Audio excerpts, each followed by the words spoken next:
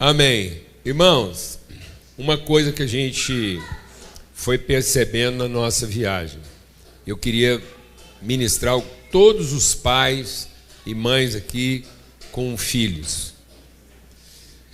Cada vez mais eu estou convencido de que as crianças incomodam quando elas percebem que são um incômodo.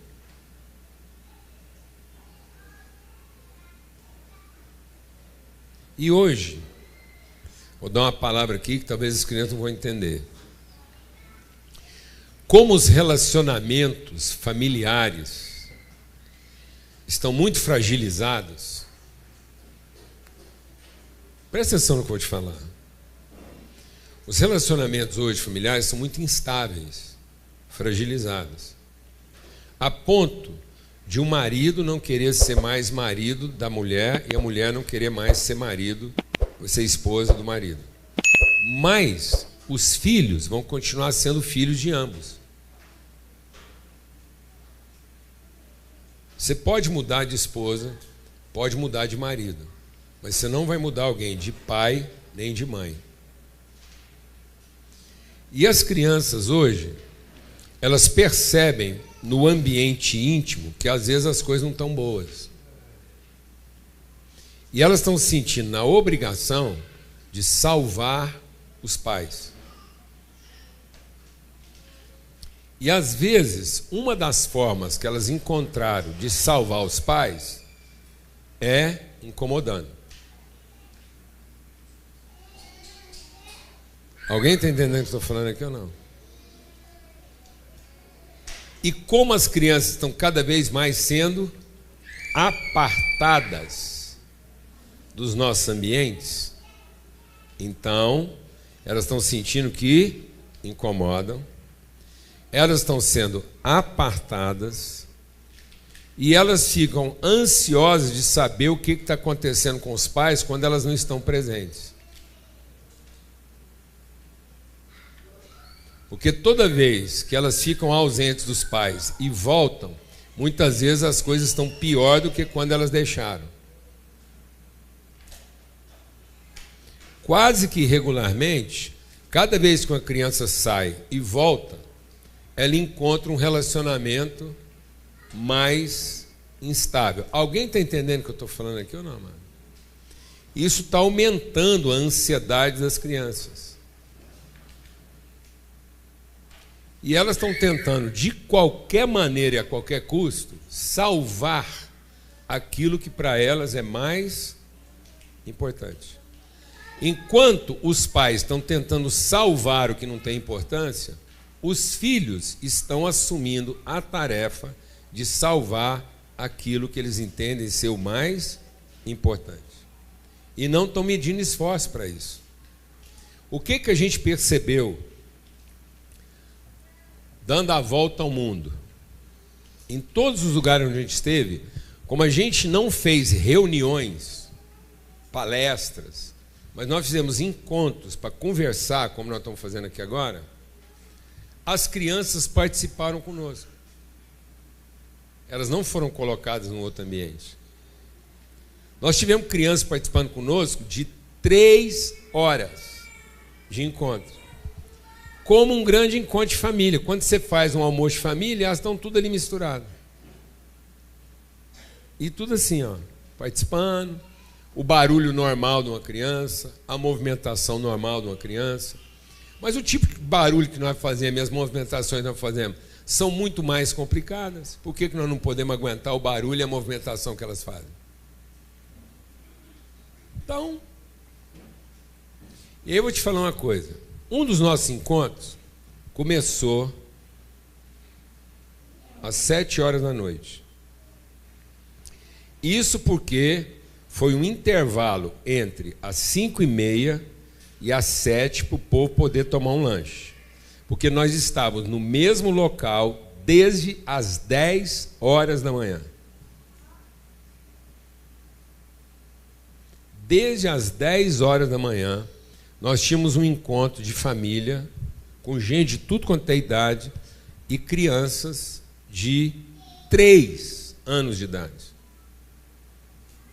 Sabe o que aconteceu? Sabe quem pediu para fazer o encerramento daquela reunião às 11 horas da noite?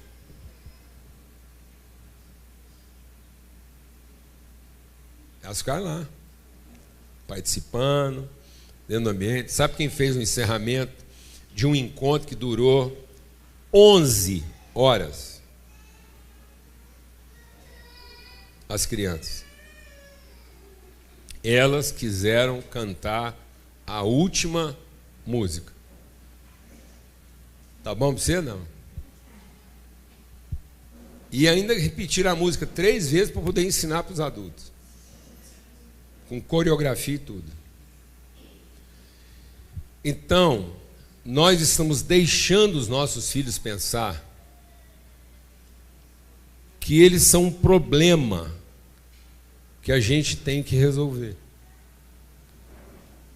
E não uma virtude que nós temos o privilégio de cuidar e desenvolver. A ideia demoníaca de salvar os filhos está fazendo com que a gente não os cultive. E aí, na tentativa de protegê-los, nós estamos criando ambientes à parte, onde eles se sentem o quê?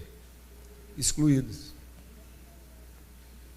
Onde eles têm que participar de decisões mal tomadas, e muitas vezes mal tomadas exatamente porque eles não estavam no ambiente. A gente desenvolveu uma máxima muito engraçada. A gente fala assim, ó, esse assunto aqui não dá para conversar na frente das crianças. Então eu vou te dar uma dica. Qualquer assunto que você não puder conversar na frente das crianças é um assunto que você não devia conversar.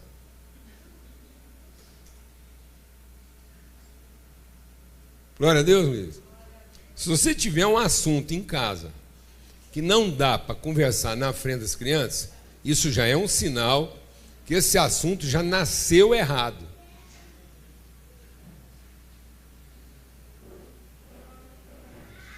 Porque o reino de Deus é de quem?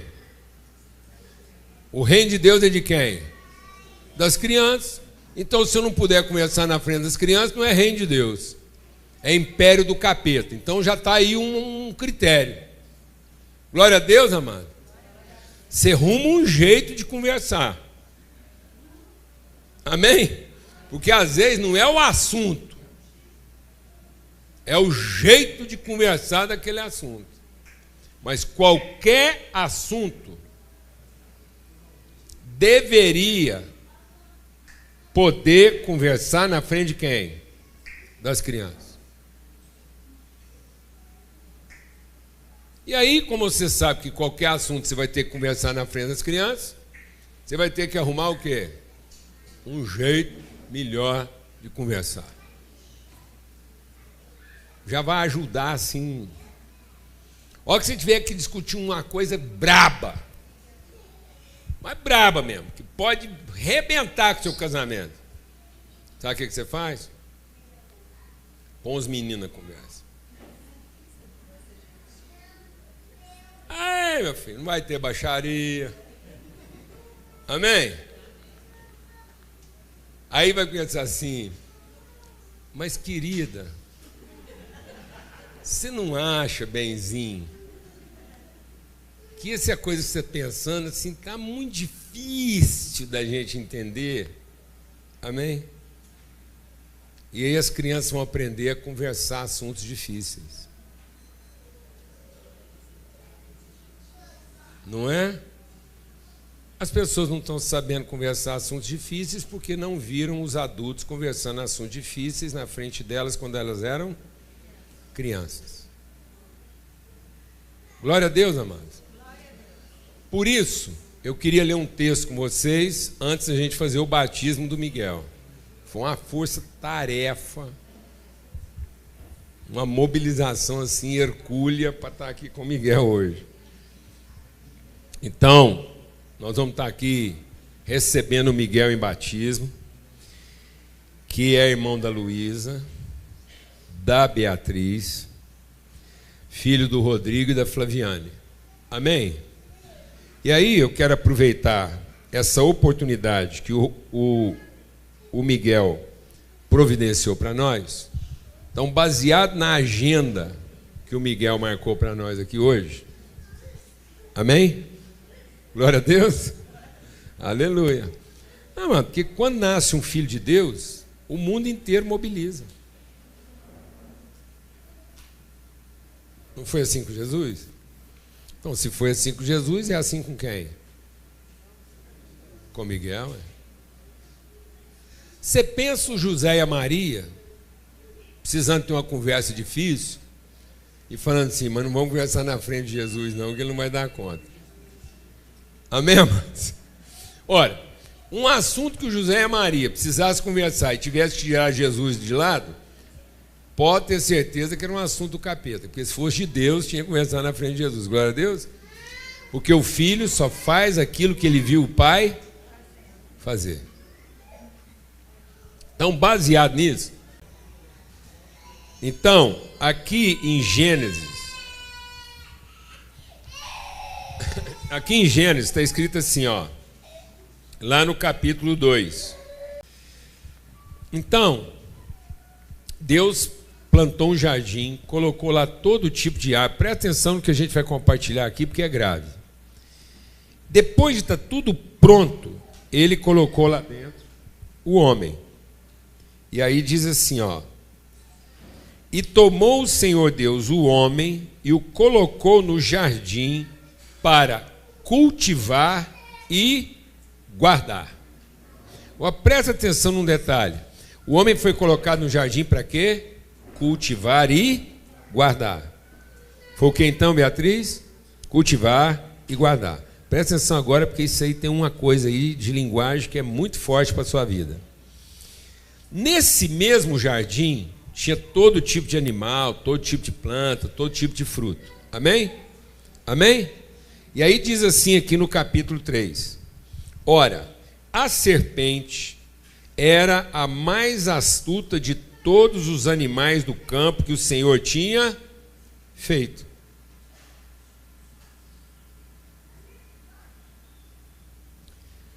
Então, nesse mesmo jardim, Deus também colocou: toda a árvore do jardim você vai comer livremente, mas da árvore do conhecimento do bem e do mal você não vai comer, porque no dia que você comer dela você vai morrer. Presta atenção. Muitas pessoas confundem guardar com proteger. E Deus não garantiu proteção. Porque se Deus quisesse proteger o homem, ele não tinha criado a árvore que podia corrompê-lo. E não tinha colocado dentro do jardim a serpente que ia seduzi-lo. Está vendo? Então a gente não protege as pessoas do bem e do mal. Deus expôs o homem que ele criou e que ele colocou num jardim exposto ao bem e ao mal. Então, presta atenção no que eu vou te falar, porque isso é grave. Se Deus plantou uma árvore do conhecimento do bem e do mal, Deus assumiu a responsabilidade por Moisés e falou assim: Moisés, você está tentando viver a vida achando que eu te protejo do mal. Não, Moisés. Eu criei o mal e te expus ao mal, porque eu não vou protegê-lo, eu vou guardá-lo. E muitas pessoas tentando proteger não estão guardando. E não estão guardando porque não estão cultivando. Então a tarefa do pai e da mãe não é proteger, porque o próprio Deus vai garantir que o Miguel seja exposto ao bem e ao mal. E aí a tarefa dos pais não é proteger os filhos. A tarefa dos pais é cultivá-los e guardá-los. para que quando eles forem expostos ao bem e ao mal, eles tenham condições de enfrentar isso. Mas na tentativa de proteger, nós estamos ensinando os nossos filhos a querer saber a diferença entre o bem e o mal, como quem quer protegê-los, sendo que o próprio Deus não fez o empenho de proteger. O próprio Deus, mesmo se Deus te colocar num jardim, mesmo num jardim criado por Deus, você não estará protegido de ser exposto ao bem e o mal. Quem criou a serpente? Deus. E o que ela estava fazendo lá dentro do jardim? Tem gente que fala, não, mas está escrito lá que a serpente era um dos animais mais astutos do campo. Não tinha nada a ver com o jardim. Então, tem gente até que acha que a serpente foi uma coisa criada fora do jardim. Não interessa. A serpente arrumou um jeito de quê? Entrar no jardim, Beatriz. Se ela entrou no jardim é porque o jardim não estava o quê? Protegido. Porque o jardim não tinha que ser protegido, ele tinha que ser guardado. E guardado quer dizer que ele tem que ser cuidado com os valores que vão garantir que ele cumpra o seu propósito. E muitas vezes a gente tentando proteger, nós não estamos guardando, porque não estamos ensinando, cultivando e trabalhando para que a pessoa tenha condições de enfrentar. E nós estamos ensinando as pessoas a conhecer o bem e o mal, e elas vão conhecer de qualquer jeito, e não estamos cuidando de quê? De guardá-las, para que elas estejam em condição de enfrentar. Então, muitas vezes, tentando proteger os filhos dos problemas, nós não estamos formando pessoas que sejam capazes e aptas a enfrentar os problemas dos quais eles não serão protegidos. Deus não quer nos proteger dos problemas, porque os problemas são a oportunidade que nós temos de revelar nossas virtudes. Glória a Deus, irmão. Mas para revelar a virtude, eu vou ter que cultivar e guardar. É perda de tempo, Rodrigo, você tentar proteger o Miguel, a Luísa e a Beatriz. Porque você vai gastar a sua vida inteira tentando proteger e não vai conseguir. Porque a serpente vai arrumar um buraco para entrar dentro da sua casa. Você pode criar uma fortaleza. Você pode pôr arame farpado, câmera, faz o que você quiser. Faz o que você quiser. Fica noite sem dormir, criando sistemas de quê? De proteção. E você não vai conseguir. A vida é permeável. Vou te dar uma dica aqui que talvez você não saiba e pode parecer que não tem nada a ver com o assunto. Sabe por que você gosta de refrigerante em garrafa de vidro? E você fala que ele é melhor do que o refrigerante em garrafa de plástico? Sabe por que não? Sabe por que você tem a sensação que o refrigerante na garrafa de vidro é melhor do que no plástico? Não, não é que ele é melhor, não. É o mesmo refrigerante. O mesmo refrigerante que foi colocado no vidro, é o mesmo refrigerante que foi colocado no plástico, o mesmo refrigerante que foi colocado no alumínio. Só que qualquer superfície, qualquer tipo de superfície sólida, amém? O sólido, o impermeável, é uma sensação. Nós temos a sensação do impermeável. Mas, vamos usar um pouco de ciência aqui para entender do que nós estamos falando. Mas, apesar de você ter a sensação de que você criou uma condição impermeável, tudo na vida é feito de átomos. E os átomos são partículas microscópicas em movimento. Por isso, quando você senta nessa cadeira com a sensação de que ela é sólida, na verdade, ela é um conjunto de partículas em movimento. Então essa cadeira tem espaços microscópicos cheios e vazios.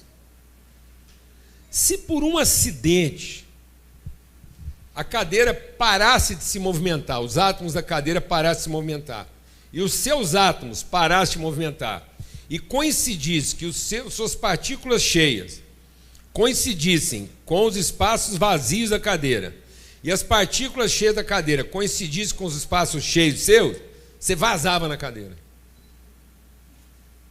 Se parar o movimento, se de uma hora para outra parar, uma coisa passa pela outra. Alguém está entendendo o que estou falando ou é muita viajação? Não é possível, você sabe o que é um átomo. Voltando à garrafa de vidro. Elas são o quê? Permeáveis. Só que a garrafa de vidro é microscopicamente um pouco mais impermeável do que a garrafa de plástico. E a garrafa de plástico é impermeável a um determinado tamanho de partícula. Isso quer dizer que, com o tempo, aquele gás que está lá dentro da garrafa vaza. E o do vidro também vaza, só que vaza menos. Aí você tem a sensação que o refrigerante é outro. Não. É porque a superfície é o quê? Permeável. Você não vai conseguir criar na sua vida uma barreira impermeável que proteja, porque com o tempo, Rodrigo, com o tempo, vaza, mistura. Amém? Por isso eu tenho que garantir a consistência. Eu tenho que guardar para que essas crianças sejam consistentes e não protegidas. Tentando proteger, nós estamos formando pessoas inconsistentes. Que é o primeiro sinal de vazamento, elas se corrompem. Quem está entendendo o que eu estou falando aqui? Então não gaste um minuto da sua vida tentando proteger, mas gaste todo o tempo da sua vida cultivando. E o que é cultivar? É alimentar, é prover. E agora os pais estão enchendo a cabeça dos filhos de informação, boa e ruim, sem cultivar neles as virtudes que vão dar para eles condições de enfrentar isso. Colocando os filhos na tarefa impossível de depois gastar o resto da vida tentando separar o que presta do que não presta. Tenta explicar para um cara que viveu há 150 anos atrás que um dia a gente ia aproveitar lixo.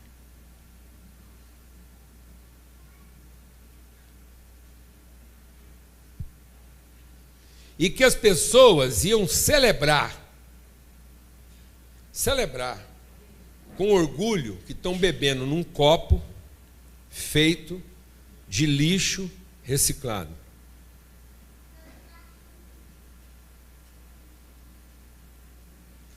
Máximo com um cara de 150 anos atrás ia te entender era guardar estrume para fazer adubo. Mas beber num copo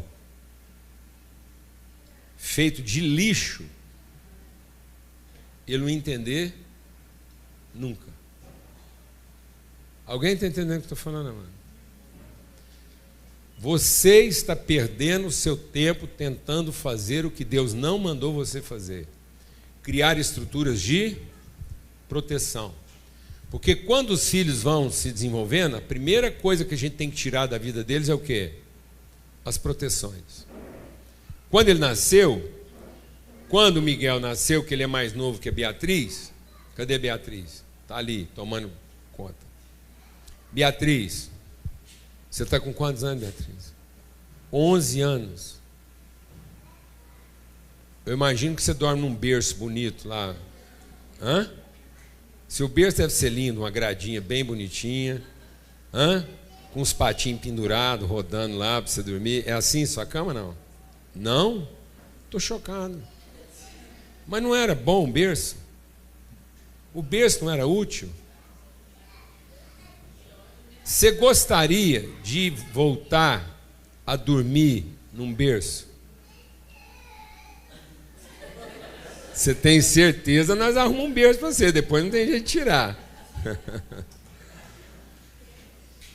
Os irmãos estão entendendo o que a gente está falando? Se você então, falando que você gostaria de voltar a dormir num berço, você levaria seus amigos de escola no seu quarto para eles saber o berço que você está dormindo?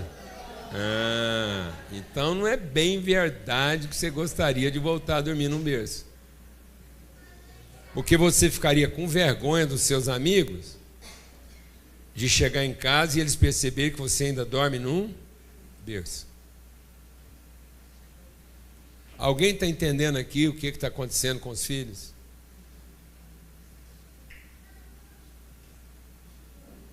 E aí a gente vai eliminando da vida dos nossos filhos o quê? Os elementos de proteção. Só que agora, porque a gente não cultivou e nem guardou, nós estamos tendo que voltar os elementos de proteção. Nós temos que pôr agora tela na janela, não é para proteger uma criança de subir na janela e cair. Nós voltamos a colocar a tela na janela para impedir que um adulto pule de lá.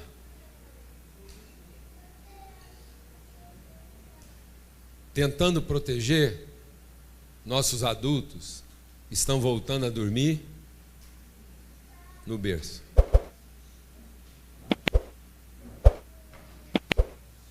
Porque a gente não se ocupou de quê? Cultivar e guardar. Eu conheço alguns quartos de adulto hoje, Beatriz, que infelizmente são piores do que um berço. Porque as pessoas têm medo de deixar ele lá sozinho, pensando no que ele vai fazer. Eu conheço gente que não pode mais dirigir um carro sozinho, não pode sair na rua sozinho. Por quê? Porque tentando proteger a gente não cultivou e guardou. Glória a Deus, amados. Batizar o Miguel aqui hoje é assumir o solene compromisso de que o Miguel não veio para ser protegido, Rodrigo. Mas Deus entregou ele para você cultivar e guardar. Garantir que o Miguel vai ter todas as condições de cumprir o seu propósito. E não proteger você dos seus medos. O Miguel não tem obrigação de proteger você dos seus medos. Mas você tem a responsabilidade de guardar ele para que ele cumpra o seu propósito. Nossos medos não protegem ninguém. Mas cultivar e guardar nossos filhos vão garantir que eles cumpram o seu propósito. Tentando proteger seus filhos, eles vão terminar velhos dormindo num berço. Mas, cultivando e guardando, eles vão crescer num jardim cumprindo o seu propósito. Glória a Deus, amados.